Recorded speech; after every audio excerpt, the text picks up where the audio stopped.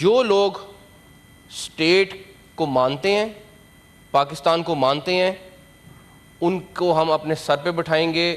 وہ ہمارے لیے بہت محترم ہے، ان کے ڈفرینسز ہو سکتے ہیں، ہم ان کو ایڈریس کرنے کی پوری کوشش کر رہے ہیں اور وہ کریں گے اور آگے بھی کرتے رہیں گے. جو لوگ اسٹیٹ کو نہیں مانتے، بندوق اٹھاتے ہیں، وہ ہمارے لیے دہشت گرد ہیں اور ان کا ہم بندوبست کریں گے. اس میں کلیئرٹی ہونی چاہیے اور اس میں میرا خیال ہے ہم سب کو اکٹھا ہونا چاہیے کہ جو اسٹیٹ کے خلاف جائے گا اس میں ہم سب کو اکٹھا ہونا چاہیے. بالکل صحیح.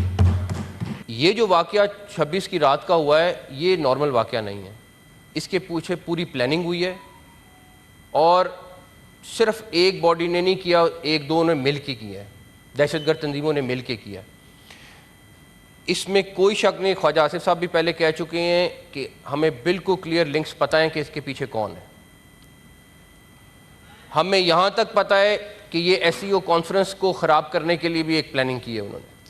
ہم ہوسٹ کر رہے ہیں. ہم وہ اکتوبر میں ہوسٹ کر رہے ہیں، بہت سارے لوگوں کو اس کی تکلیف ہے کہ وہ نہ ہو، اس کے لیے بھی ایک خلاف سازش ہے.